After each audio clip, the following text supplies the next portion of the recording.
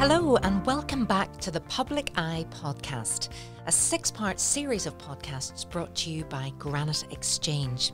I'm your host, Sarah Travers, and today we'll be continuing our discussions with local Newry entrepreneurs and business owners to learn more about how these companies have come to be and to gain insight into their growth. So remember to keep an eye out on your favourite podcast app and subscribe to stay up to date with future episodes. Well, today I am joined by Jonathan McKeown, Chairman of JMK Solicitors, CEO of Crash Services and founder of Granite Exchange and Granite Podcast Studio, where we're sitting today. Jonathan, welcome to your own podcast studio. Thank you very much, Sarah. So before we begin, as always, I'm going to give a little bit of background on what a background to your business is. So JMK Solicitors is Northern Ireland's #1 personal injury claims specialists. Established in 2003, they've successfully helped tens of thousands of people recover compensation. JMK are unique in that they only handle personal injury and road traffic accident claims. They continue to help every client fully and fairly recover their losses with the least possible stress and assist clients from all over Northern Ireland. And then we have Crash Services. Now, Crash Services is Northern Ireland's largest accident management company. And since the business was founded in 1996, Crash have assisted over 100,000 local motorists following an accident. So Crash Services, they take away all of the hassle from collecting your car, organising repairs, providing a replacement vehicle, as well as legal assistance. Crash can help any motorist, no matter what you drive or who you're insured with, as they can recover the costs from the insurers. It won't cost their customers a penny. And then Granite Exchange, where we're sitting broadcasting to you from today, is the ultimate serviced office and meeting room facility. It's located in the heart of Newry City, perfectly placed between Belfast and Dublin. Now, each office suite here is fully furnished and comes with an all-inclusive monthly fee with no long-term contract, perhaps very important at the minute. So all you have to do is show up, switch on, and the rest is taken care of. Jonathan, you're a very busy man. Tell us, first of all, a wee bit about you, the person. So where are you from? What's your background? How did you get to be here today? Well, thank you, Sarah. I'm from Lurgan in County Armagh. We moved to Newry probably about 1996 time. So we're just over 4 years ago. I had done a degree in aeronautical engineering at Queen's University. As you do. As you do. Really? And I didn't really see myself as an aeronautical engineer at the end of it. And I got the opportunity to go to America for a year on a training program that the government was running at the time to send students to America. Mm-hmm. And I ended up in a little town called Sitka in Alaska. In Alaska, it was a fabulous place, absolutely fabulous. For local people, if you can imagine what it was like, it's like Warren Point with nothing else. It's a small little town on this island, 100 miles long. That's the only thing in it, with about 4,000 people. So you were how old at this time? I was 21. Wow.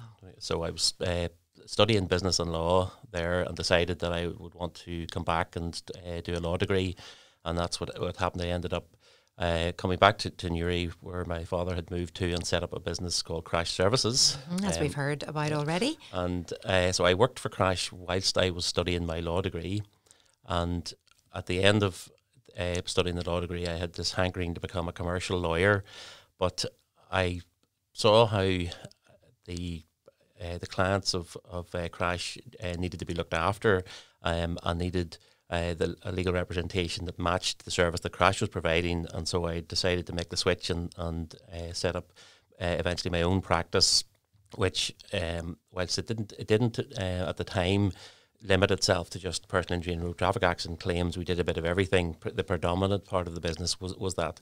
So that was in around 2003.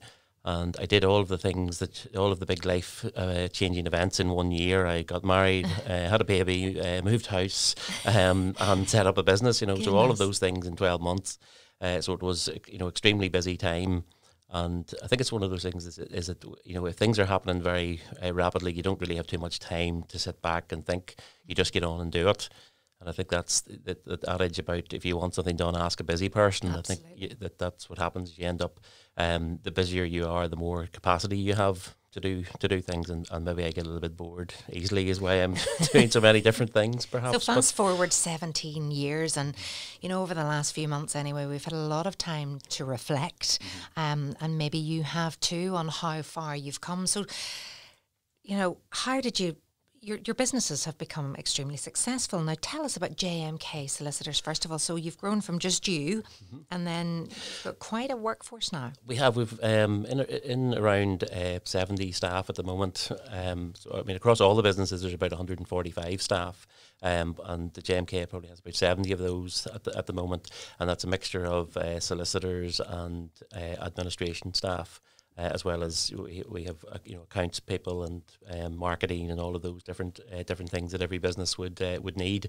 And the big change for JMK really came post the credit crunch 10 years ago or more.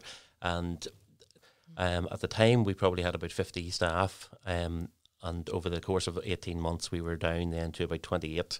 It was, we'd had to take some very tough decisions. There was some redundancies at the time, things which I think we handled them as best we could. But they had a legacy for years afterwards that we'd had that boom and bust, if you like, and it did put us in the mind around that time to say, well, we need to concentrate on one thing, do it as best we possibly can. And that's when in 2011 we then made that decision, and we said, right, let's just do personal injury, road traffic accident claims, and do it as well as we possibly can. Don't worry about all of the other types of legal work. Just concentrate on that. So we were, we had started then, from say a much smaller organisation than we had been, to then grow back up to now. We're now 50% above where we were 10 years ago in staff numbers, and we're dedicated to that. So service. that was a really big decision for you, and a big risk perhaps at the time. I'm reminded of a phrase in marketing where you concentrate on that one thing, and it's like inch wide, mile deep. So you think, this is what we're good at, this is what we know we can do. But what were other people saying to you at the time? Well, I think it was it's the thing about don't put all your eggs in one basket is the other thing that we thought at the time. Taking a marketing consultant, it's a relative of mine who. I'll let him remain nameless for now, but I'm sure he knows who he is. But he came in and had a chat to us, and he talked to us about the analogy was the ice cream market. Mm-hmm. And what he said was there are dozens of flavours of ice cream, but 80% of people eat vanilla. So there's no point in worrying about the 20% that individually are a tiny little fraction to try and get. So his analogy brought us to that conclusion to say, look, let's just do the one type of work. There is enough work there to keep us going, and there's the market is there. We didn't at the time necessarily appreciate it when he said that's what we should do, because as solicitors you think that you should be able to do everything, and we should be smart enough and knowledgeable enough to do a whole range of legal work. And for someone not from a legal background to tell us that we were foolish or misguided was a little bit hard to take, but he was right, that concentrating on the one thing did make us much better as an organisation. And how does it feel for you when you know that you help people, get compensated after they have an accident? Because let's face it, solicitors sometimes do get a bad press, and also Northern Ireland has been known for having a claim culture, but it goes deeper than that for you, doesn't it? The thing about it is that whenever you have had an injury, it's only then that you fully appreciate the impact that it has in your life, the inconvenience, the hassle, and it's whenever we talk to people, they are genuinely appreciative of being guided through that process, because it has become there's I suppose the propaganda from the other quarters that try to make people feel bad about making claims, when actually it is what they're entitled to. It's for hundreds of years it has been in the legal system embedded that you're entitled to be compensated, and that should happen, and that people shouldn't feel embarrassed or guilty about doing that. And it's our job as much as possible to make people understand what they're entitled to, why they're entitled to it, and ensure that they come out of it having had the best of service, so that they get the maximum compensation that they're possibly entitled to, and as quickly as we can do it. That doesn't mean in the shortest possible time. It just means in the shortest time to get the right result. So we're not trying to settle claims very quickly. We're trying to settle them right, which can take longer to do. But our job as solicitors is to make sure that people understand that we're there to look after their best interests, and that we don't fall into the trap of the reputational side of things that you're mentioning. And what kind of solicitor do you take on as an employee? What do you look for? Well, we've a number of core values that we uphold to, and whenever we're recruiting, we have the recruitment process based around the core values. So things like, do what you say you're going to do, people are our priority, those types of things, getting the best outcome from the resources available, acting with integrity. So we deliberately channel the questions to elicit information and outcomes that show us whether or not the person is going to be capable of following all of those core values, because we don't want to bring someone in to the team who's going to then upset the order of where we all are. And really, we've a fantastic team of male and female solicitors. But historically, people would think that that litigation solicitors are men, but actually we have a lot of fantastic female solicitors. We have people who are recognised in their field as fellows of the Association of Personal Injury Lawyers, or that type of thing, and that there's that outside endorsement of what they do, and it's people who actually genuinely care about it, and it's not that it's that they want to just come in and just do a job. The mission of the business is all about ensuring that our clients are well looked after, and that we take away that stress from them. And that has to come from the top down, doesn't it? Well, it does, absolutely. And in our business, we do have several. At the management level, we have. Myself as a chairperson, but there's also two other directors, Maurice and Olivia, who are fantastic at keeping things on track. They're much better organised than I am, and they are able to get that loyalty from the staff, and that the people will go the extra mile when it's required. Now, JMK Solicitors are now known as Northern Ireland's #1 personal injury firm. How do you get your business to that point to be able to make that statement? Well, I think that it's.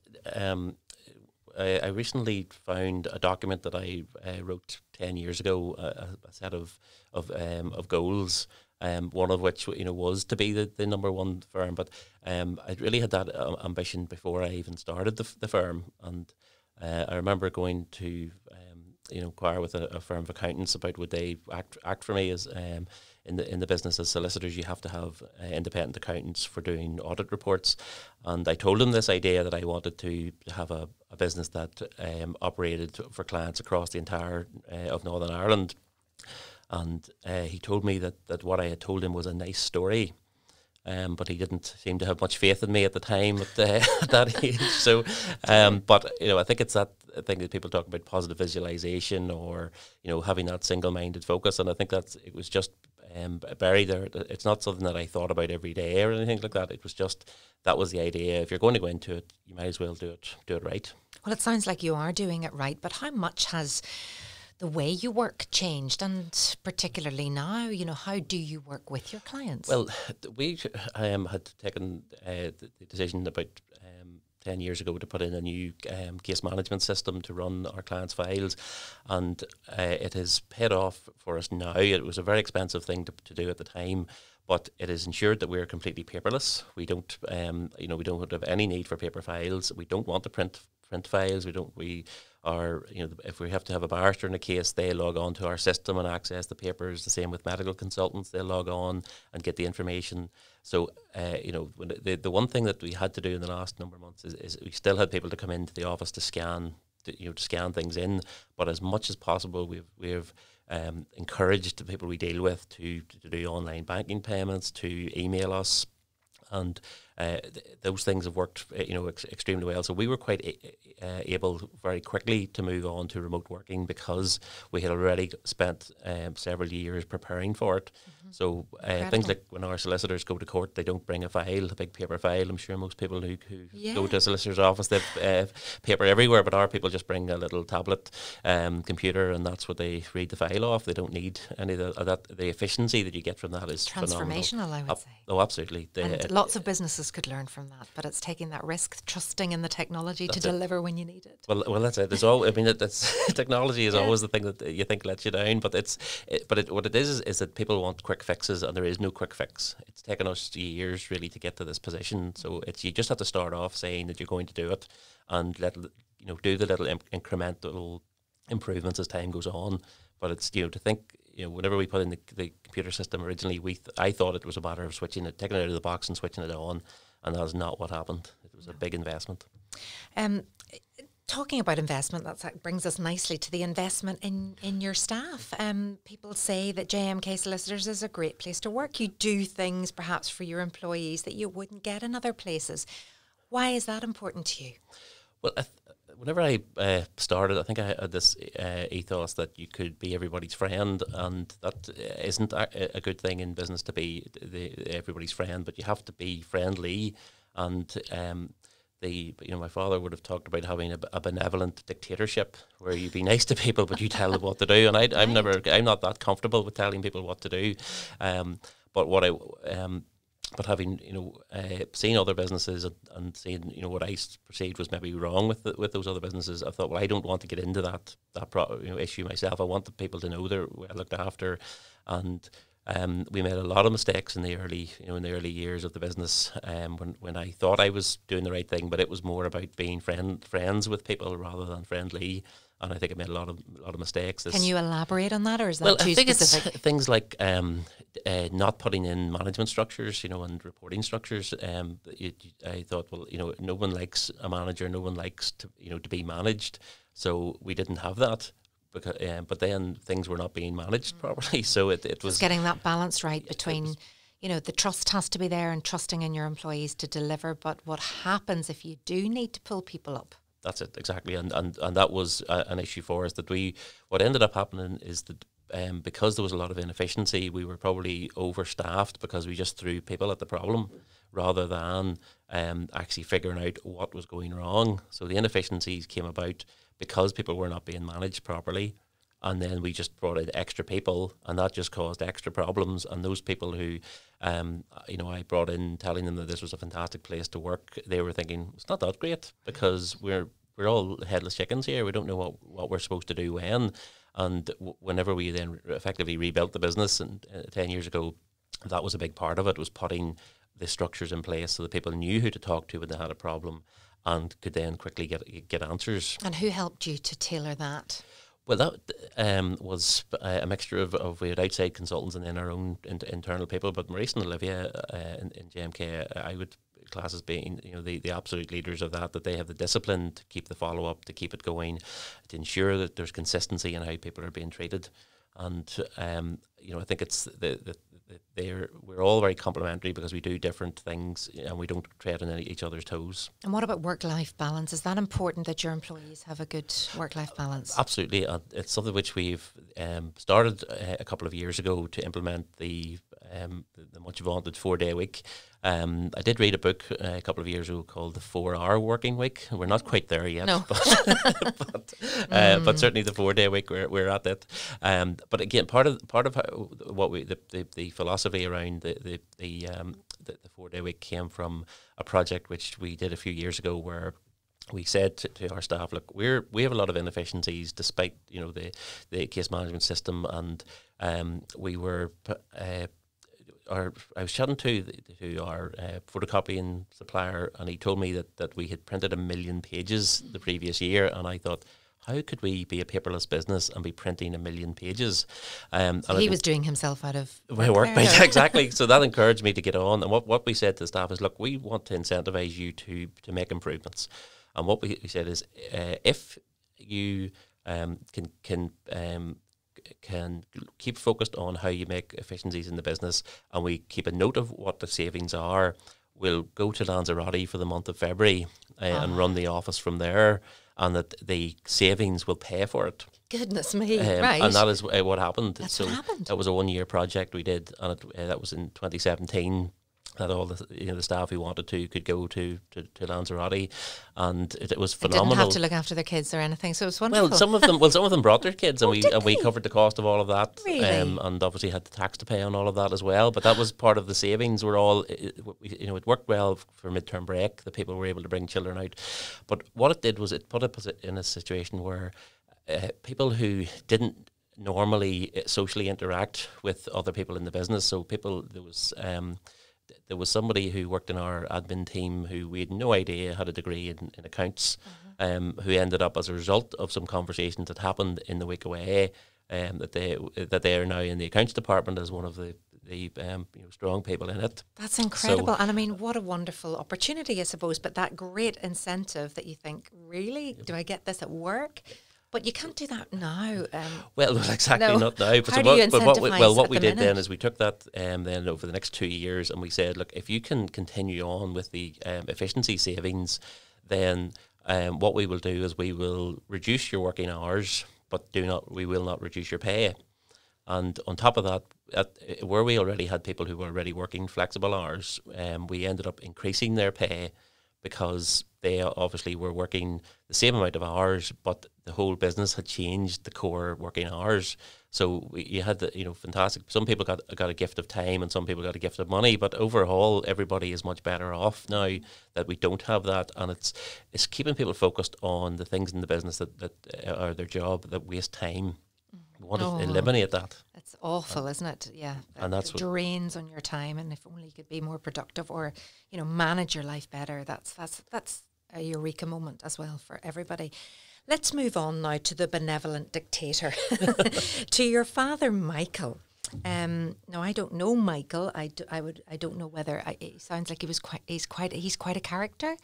Well, he is. Yes, I think and an amazing guy who, in his own right, set up Crash Services, which I suppose led to you then becoming a solicitor looking after personal injury claims. But you took on his business, Crash Services, in 2015. How did that come about?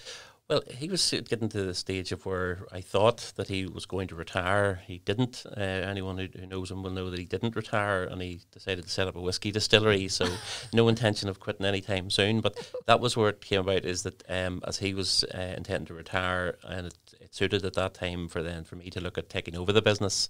And I think where I sort of see myself as this might sound a wee bit conceited, but I sort of see myself as really a caretaker of his legacy for that business. That whilst I was there at the start of the business and worked alongside him, I didn't have direct involvement in it for a number of years.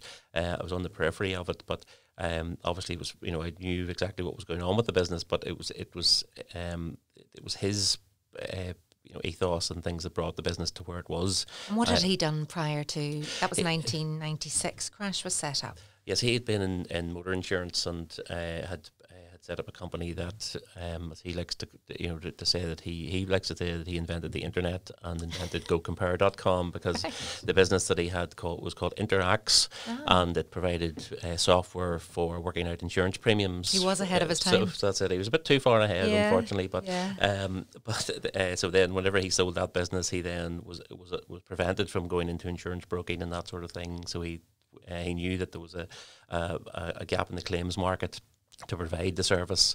And the interesting thing about Crash, I suppose, is that it comes back to what you talked earlier about the compensation culture, is that Crash didn't care if you were injured or not. They just said, do you need help sorting out your accident damage or your insurance claim? We will help you. And it didn't matter if there was a revenue to be got from it or not. We just helped people. And now Crash is Northern Ireland's largest accident management company. Did that happen under your dad, or was that under your reign? I think it's a bit of both.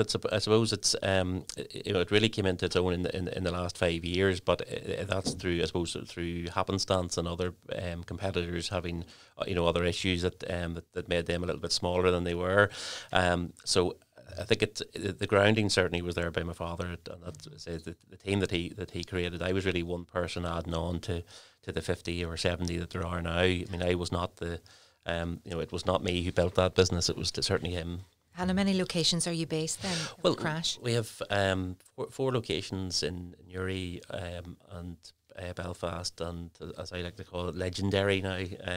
We have another depot and two depots in Belfast.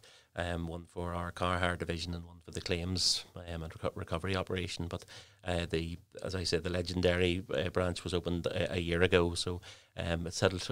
It had a good start, but it's stalled at the moment. But it'll get going again. Well, now. not as much traffic on the roads, I suppose, as well. So we'll leave it at that. Yeah. What are your plans for Crash going forward? Well, the thing for Crash, I suppose, is to keep it going. As I feel like I'm the curator of the caretaker of the legacy here, and even if it just stayed the same, that would be a relative success. But obviously, most people are encouraged to keep on and keep growing. So, we are looking at how we continue to grow in Northern Ireland, potentially how we look at the Republic of Ireland market and maybe even further afield. Now, you've already talked about yourself being a bit restless, you get a bit bored and you grow yourself, and that leads us on to the next business where we're actually sitting today. June 2018, you opened the doors of your serviced office and meeting facility, Granite Exchange. So what inspired you to set up this co-working space? Well, I think the joke I sort of made at the time is I don't have any hobbies, so I needed a sideline. I needed something to keep my brain occupied, and I knew the building, that it was a retail premises that was coming for sale, and it's in a fantastic part of Newry. It's it's a good open square here on the Sugar Island. It's beautiful, beautiful views. Lovely visiting here, I must say.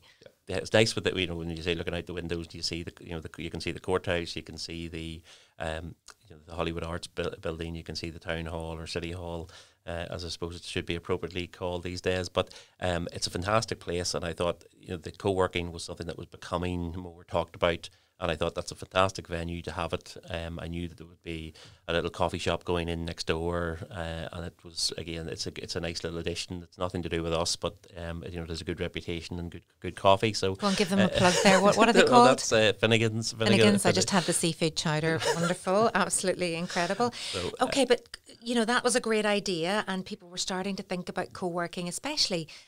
All those people working from home. But what now has COVID done to the co-working space? If you have to stay away from people, or does it actually present an opportunity? Well, it presents an opportunity, because beforehand we were getting lots of people having meetings off site that they couldn't have in their own offices. So that has really ramped up now, because for someone who shuttered an office, to have to open it for a meeting is a big undertaking, because you have to ensure that you have your risk assessments done, that you've got it properly cleaned before and after, whereas we take care of all of that. So if someone comes in here, they don't have to worry about cleaning, they don't have to worry about security, they don't have to worry about IT. The package includes all of your phone calls, your internet. So hold on, you could get somebody to answer your calls for you and... Well, absolutely. Be the receptionist for you. Absolutely. So if you're thinking of setting up your own business, having staff to do those more standard activities is difficult to do. Whereas here you don't have to worry about that. And IT support. IT support as well, because we have the other business with a decent sized IT department that can call on as well to help out. But Colleen and Jessica here, and now Shan, who started with us, are all getting quite up the skills. They're up their skills in relation to IT and all sorts of things. As well as wonderful customer service, which I think is actually the most important thing. And the first thing you notice when you come in the door is that smile and that greeting, and it's nice to see people, but in a socially distanced and safe way. Absolutely, and that's what we have here. They're all individual offices. It's not that we have a big open plan, like some of the co-working places that you'd see in Dublin or Belfast.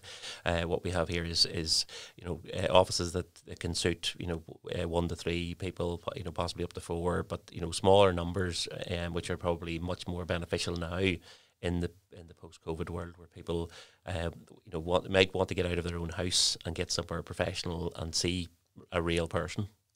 So that's really interesting, because if you think about it, at the start of lockdown, and nobody was coming out and nobody was socialising at all, but now we're looking to the city centres, and home working seems to be something that's possibly going to continue for many of the big office blocks there are lying empty at the minute. What do you think the pandemic will do for the smaller cities and towns, and what Well, I think it's a fantastic opportunity for the smaller towns to now that people can see that they don't all need to be in one big city centre location in Belfast or Dublin, that they can come to and allow people to work remotely, and that gives a fantastic opportunity for the like of co-working places or the local business community to facilitate those businesses setting up on a regional basis. So how many businesses call Granite Exchange their home currently? How many calls are coming in? There's currently 9 businesses at the moment.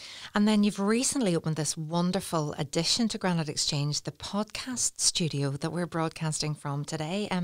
I mean, it's state-of-the-art equipment, and I suppose people can now book this and use this themselves. Why did you do this? Well, I suppose, again, my own interest. I was listening to a lot of podcasts myself.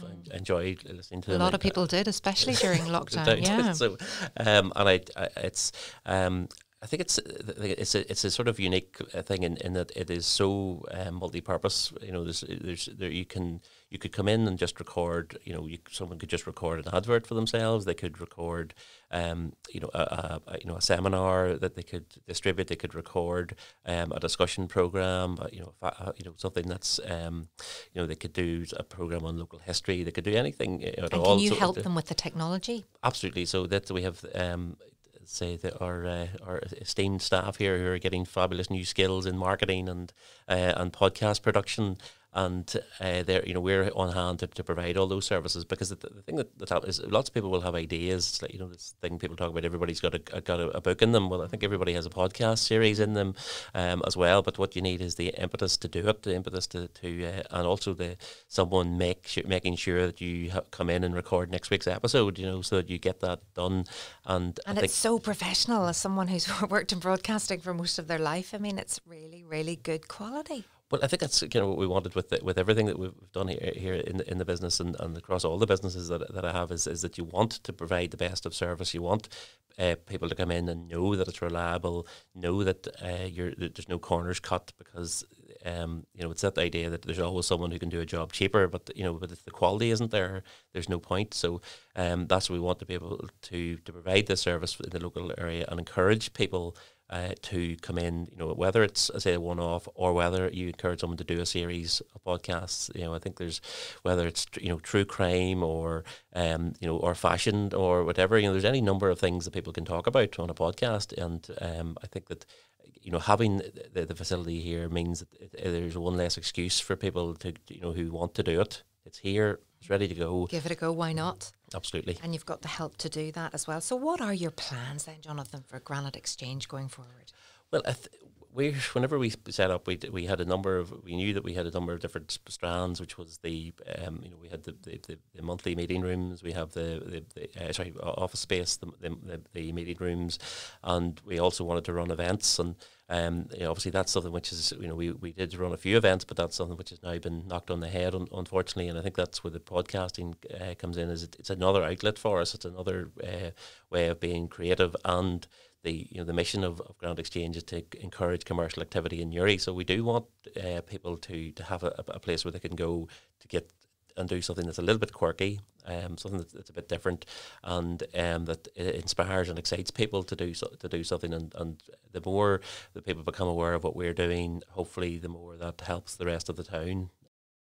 And what's been fantastic about doing this podcast as well is actually getting to talk to the local businesses, the local entrepreneurs, find out a little bit more for them. And there's real benefits, I suppose, to businesses at the minute where customer service or meeting clients face to face is much more problematic. So your customers could tune in, listen and find out a lot more and help build that all important relationship. Well, that's it. I think it's people say about Northern Ireland people, especially, people buy from people, and I think that's it. Is that I felt that over the last number of months that you could have been interacting with a computer half the time. You had no idea if you were talking to a real person or not, even if you were on a video call with them. So bringing people in, and seeing people face to face makes a massive difference in terms of the relationship building. So if you're not a benevolent dictatorship, how would you describe your leadership style? Well, it's a benevolent democracy. I mean, there is times when I do have to just say this is what we're doing, because nobody knows what the right thing is, and at the end of the day, someone has to make a decision, and as the business owner, people look to me to make that decision. So I do enjoy having that, but I also like to talk to everybody and make sure that I've listened to people's thoughts as well. And what about the family man? What do you do when you're not working? Well, as I said, very Another little. business But no, I have a wife and 2 children. My wife, Anne-Marie, we're married 17 years now, and we live in Burn, which is just outside Newry. My oldest daughter will be 18 shortly. She's learning to drive. She thinks that she wants to follow me into a legal career, so we'll see what happens there. That may or may not happen, but and the younger child, Megan, is 13 and a half, and 13 and a half going on 30, and she's much a very confident child, and social butterfly. She'll talk to anybody, and so she's going to teach us a few lessons, and Lorna's very dedicated to her schoolwork, and is a bit of a perfectionist, so we don't really have too much worries about the children. But you're slightly outnumbered at home. Oh, absolutely, yes. So absolutely, and I'm regularly sitting back, just letting the three of them talk about all of the things that they talk about, and things that I pretend, I just nod. But no, they're fantastic, and I grew up in a family of 4. Which and there was regular fights until we get into the teenage years, but I think with our 2, they've been really, really good good friends of each other as well. Now, finally, the purpose of this podcast is to inspire existing business owners and ambitious entrepreneurs out there to grow their business or start their business by offering insight into the success of local Newry companies like your own. So, Jonathan, what advice would you give to anyone out there listening that perhaps maybe has a business idea like you did all those years ago, but are unsure if it would work, unsure whether or not to take the risk? What would you say to them? Well, I think it's the thing is that if you think that you shouldn't do it, then you shouldn't. But you have to change your mindset on that, and just get on and do it. I think it's Richard Branson has the book "Screw It, Just Do It." That is the feeling is that if you sit around all day thinking, is it going to work out, then you're wasting your time. You just have to get on. If you want to do it, just do it. Yeah. And, what's the worst that could happen? Well, especially now, what's the worst? Give it a go, or you'll only be full of regret. But it's having the resilience. I think a lot of people think that you have to do these things on your own, and you don't. You're a team. You need to have a team around you as well as you build up a business. And whether it's initially just a network of friends and other business people that can that can tell you that things are not easy and everything is is a constant struggle. I think people think that it's that when you're your own boss that somehow that you don't have to do anything and it's all easy. It definitely isn't. And as long as you know that when things are bad, you'll know that they'll turn around. It's all part of the experience. Well, thank you so much, Jonathan McKeown, for joining me today. Join me again for the next episode when I'll be talking to Julie Gibbons from Abbey Autoline. Have a great day. This podcast was recorded in Granite Podcast Studio. Interested in starting up your own podcast but don't know how? Granite Podcast Studio can help. Record your podcast in our state-of-the-art studio, which is based in the heart of Newry City. Our studio has cutting-edge and user-friendly technology and can seat up to 4 people. We also provide an editing service for our team, using your guidance and editing notes to provide you with a flawless finished product, leaving your listeners wanting more. For more information on how you can get started, visit www.granitepodcaststudio.com.